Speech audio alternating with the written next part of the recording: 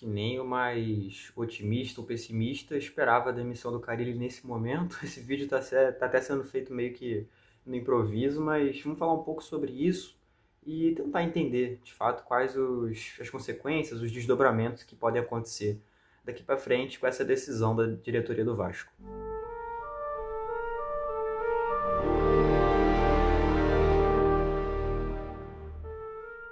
Fala galera, beleza? Sou o Eduardo, dono da Analisa Vasco, e eu tô aqui para falar um pouco sobre a demissão de Fábio Carille. Ele que se despede do Vasco após mais ou menos ali 20 partidas, chegou na sua 7ª derrota diante do Cruzeiro, essa derrota por 1-0 lá no Parque dos Sabiás, lá em Uberlândia, Minas Gerais, pela 6ª rodada do Campeonato Brasileiro. E agora o Vasco volta a se lançar no mercado. A verdade é que o Vasco, desde a chegada do Carille, já não tinha essa certeza no comando técnico, né? Porque o Carille vinha de um trabalho muito ruim no Santos, apesar do título da Série B, mas ele sai muito mais criticado do que elogiado, principalmente pelo relacionamento com o elenco e com a torcida, né? Então, desde o momento zero dele no Vasco já havia essa dúvida, inclusive porque o estilo de jogo do Carille, o entendimento de futebol, enfim, ele não casa com esse elenco e não precisava fazer uma análise muito profunda para entender isso. O Carille, ele é um técnico que ele é conhecido por potencializar defesas, né, mas também não trazer tanto de positivo, de benéfico para os jogadores do meio e do ataque, né? Poucos jogadores de meio e ataque se potencializaram sob o comando do Carille. Difícil até tentar lembrar de exemplos, talvez o Rodriguinho no Corinthians, talvez o Jô, enfim. Mas, no geral, é um técnico que prioriza o trabalho defensivo e que, mesmo assim, não trouxe melhorias defensivas para o Vasco. Os mesmos problemas que se observavam com o até então interino Rafael Paiva permaneceram acontecendo sob o comando do Carille. Mas, assim, a pergunta que é mais forte é: esse era o momento para demitir o Carille? Cara, há mais ou menos 2 semanas eu participei de um podcast, o Cariocast, né?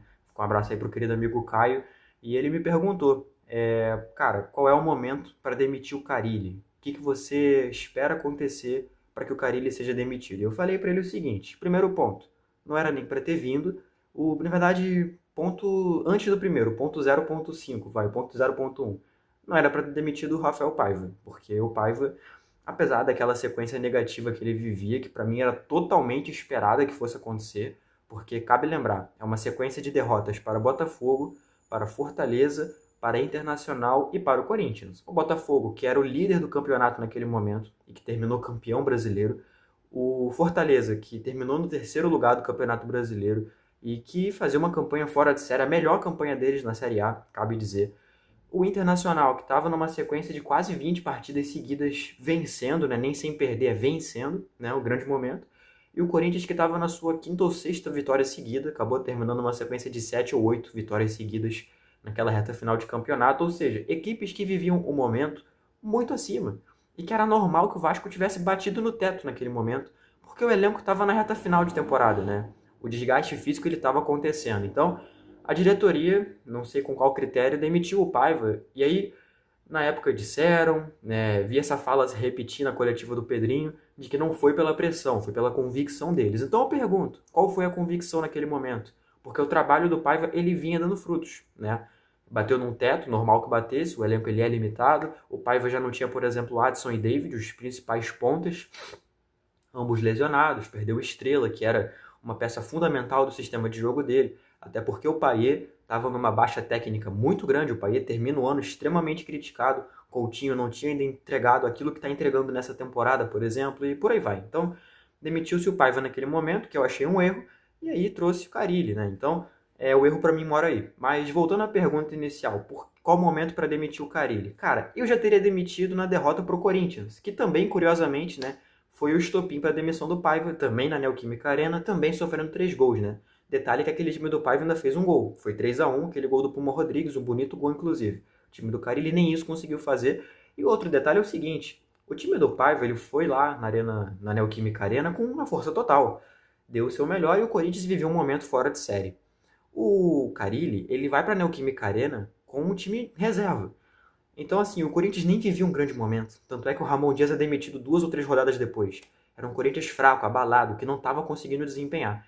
E ainda assim, o Vasco perde por 3-0, por escolhas técnicas, né? E na partida seguinte, contra o Puerto Cabello, em casa, não consegue desempenhar, né?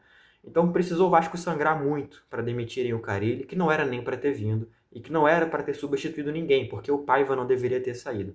O erro começa por aí, tá? Mas falando do trabalho do Carille, assim, os números brutos eles nem são tão ruins assim. Eu vou pegá-los aqui enquanto eu formulo esse meu pensamento. Os números brutos do Carille, eles não são tão negativos. Então quem vê a olho nu vai falar, cara, foi um erro da diretoria. Até porque poucos técnicos no Brasil vão ter números talvez próximos a esse. Mas vamos lá. São 21 jogos, 9 vitórias, 5 empates e 7 derrotas. É um aproveitamento próximo ali a 40%, tá? Essas vitórias, vale dizer, a maioria foi no Carioca. O Vasco não chegou nem na terceira vitória no Campeonato Brasileiro, sendo que já estamos na sexta rodada.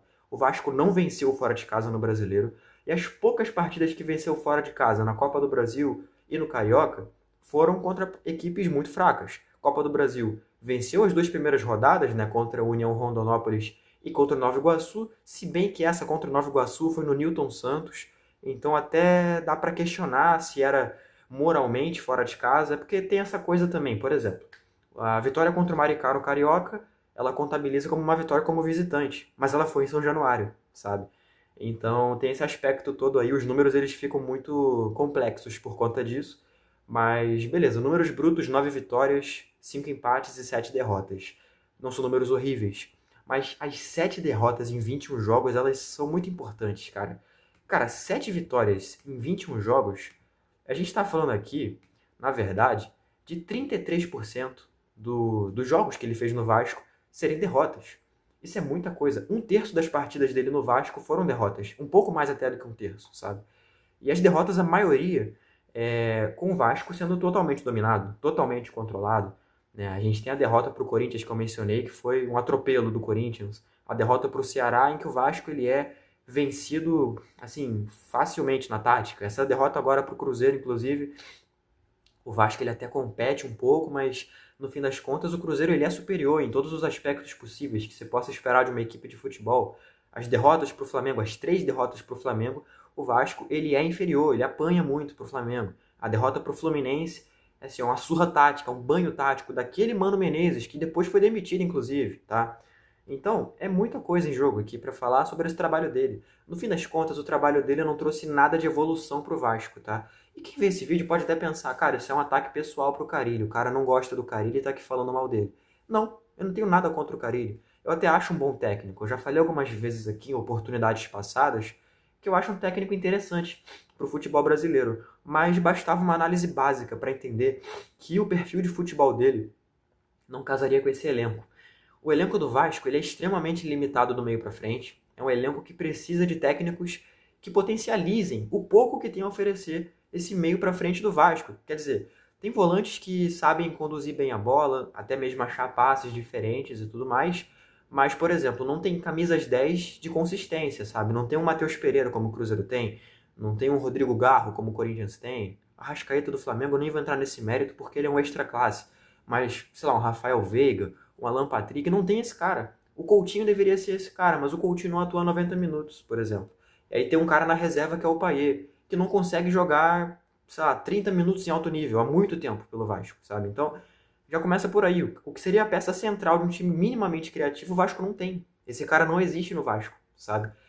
E, sei lá, as opções para as pontas, tirando o Nuno Moreira, que eu acho que é uma gratíssima surpresa, pouco a oferecer também. O Garré não é esse cara. Foi contratado talvez para ser esse cara, mas não é esse cara. O Garré não é ponto, o Garré é meio, né?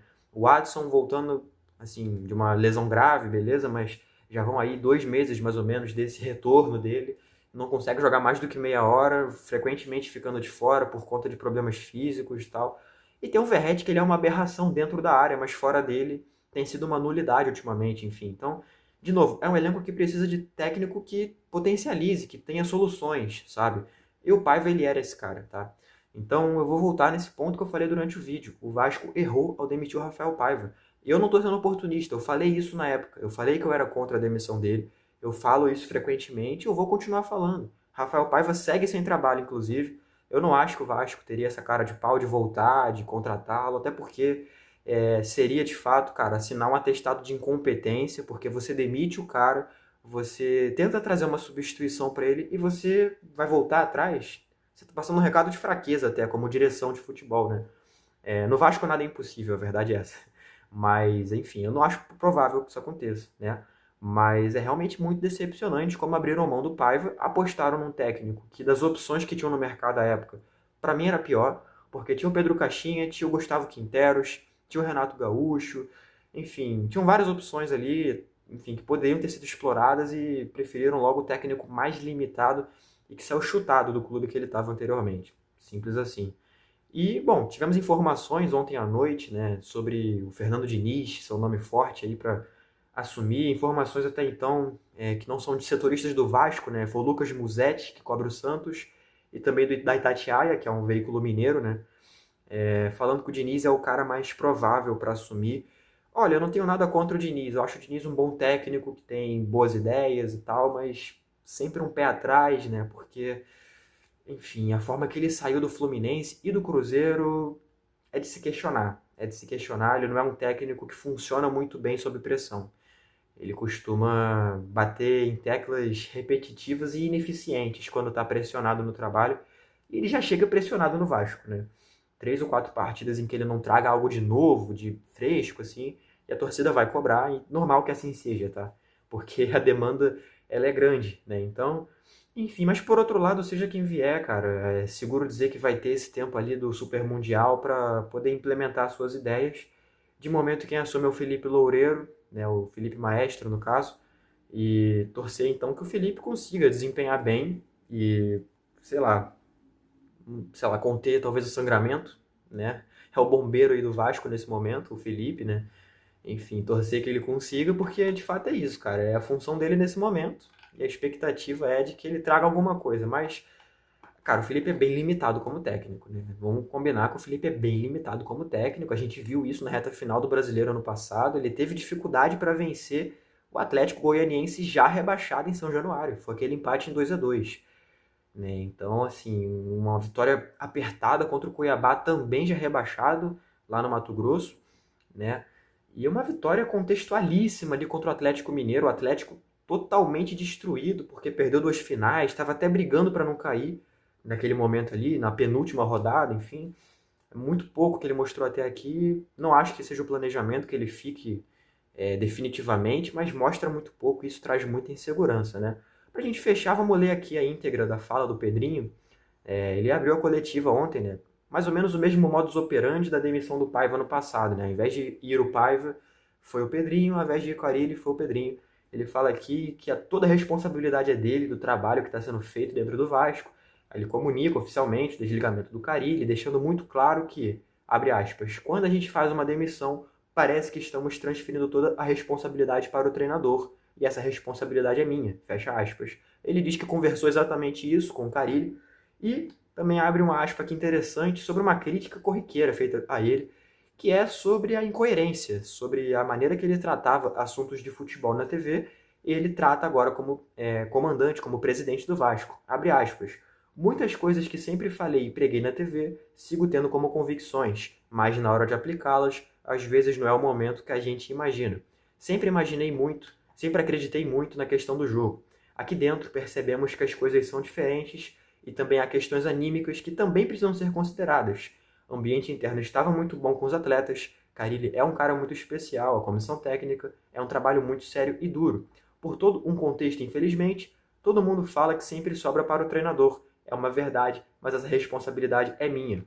Acho que todos nós que estamos trabalhando aqui com futebol, atletas, comissão, departamento esportivo, somos responsáveis. Colocamos uma sobrecarga no treinador como se tudo fosse culpa dele. Não é fácil, mas às vezes é necessário.